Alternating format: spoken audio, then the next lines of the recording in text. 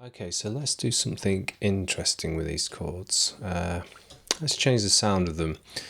So I'm going to move these down to this preset here.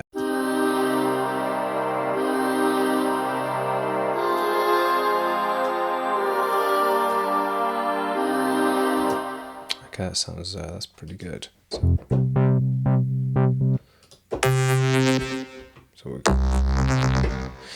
Okay, what I'm going to do now is on this section here, on these lower notes, it says the bass part, and all it's doing is, if we double click into there, you'll see that.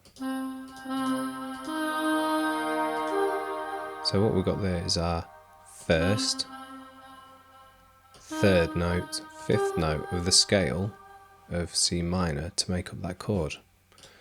If we look at this, first note, third note, fifth note of the scale of F minor to make up that chord, and this one will have the first note, third note and fifth note of the scale of G minor to make up its minor chord.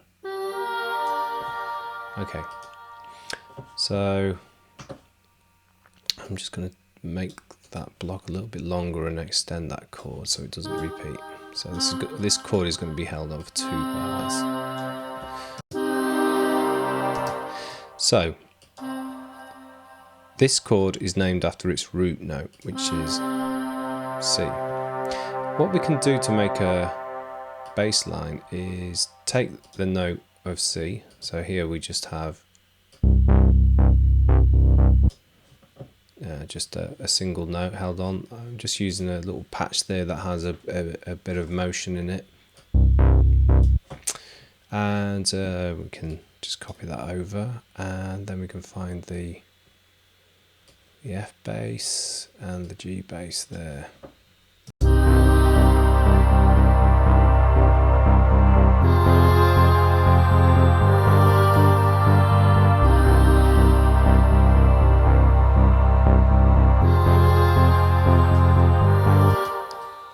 Let's copy those onto this patch here and see what happens. Just going to turn this down a little bit.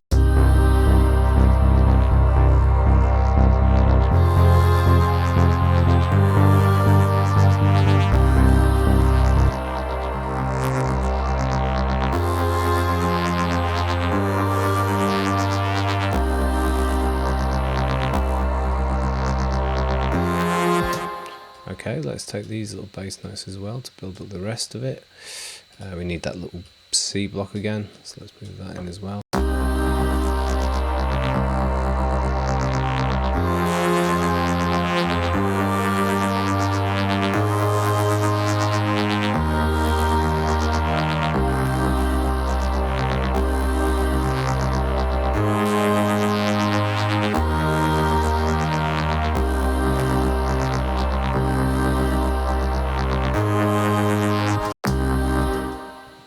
And then what we could do is we can maybe go into Apple Loops, find a little beat. Let's go for some sort of dance beat somewhere, wherever they are.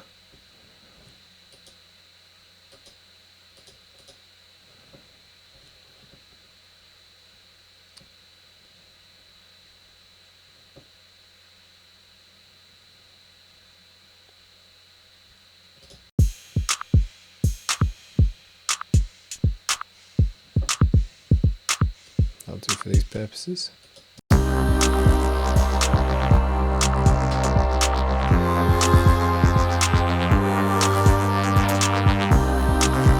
What I'm going to do with this bass line is drop it down an octave as well, just using the transpose over here.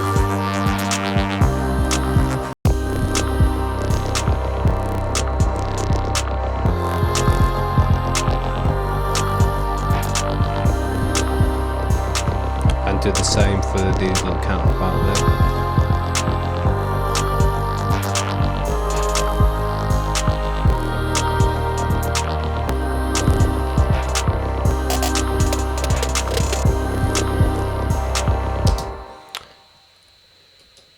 Let's just take a look inside these chords as well. So let's group all these together and we'll see them all together.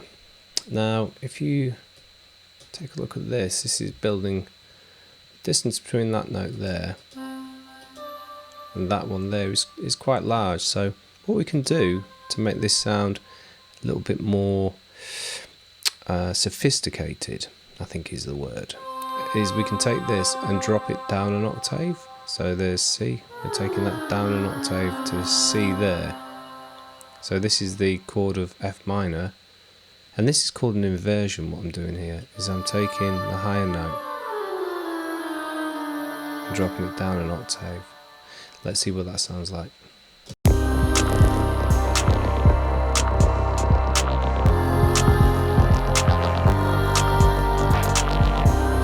Makes a lot more sense. It doesn't sound so kind of adolescent. It's got more of a kind of seriousness about it, I think. And we can also do that to these chords as well. So let's have a look. These ones are... Let's keep those high. So let's take this and do it the other way, invert it the other way. So that's a D sharp 3. Okay, and let's this time take both these notes and put them higher. Okay, so now look, there's less of a range there. They're still playing the same notes, but I've just changed the octave, so there's less range going on there.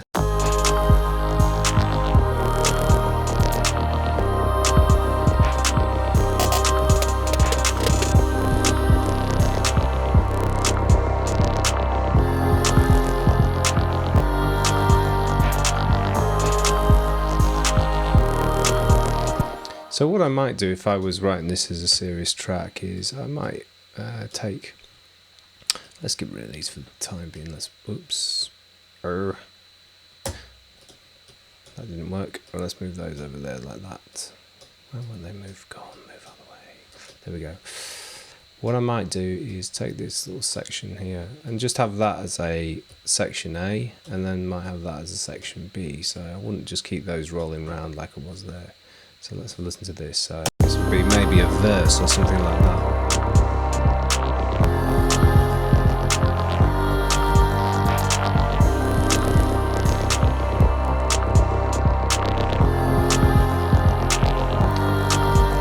I'm going to just stick this in, this chord here randomly, see what happens.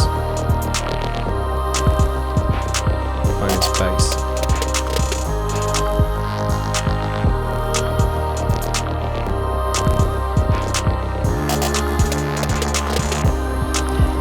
Not sure that quite worked, but I tell you what, why we're doing this, I'm messing around with this, let's just try the B in there, see if that works.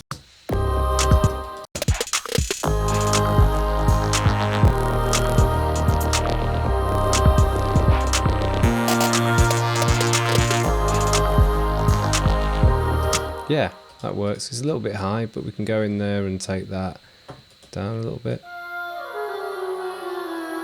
Dropping that an octave.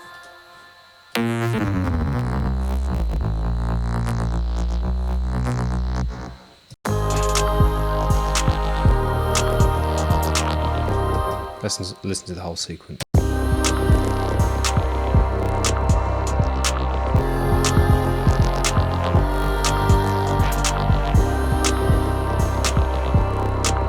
Let's put that D in here. Let's see what that sounds like just there. Fingers crossed, eh?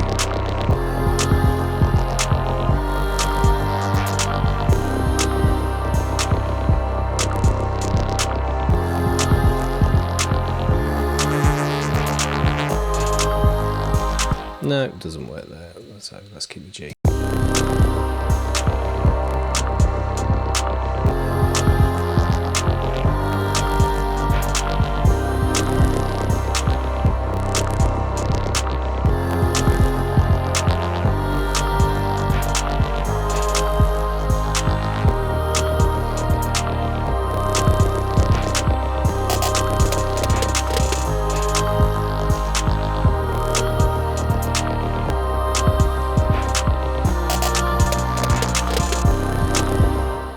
That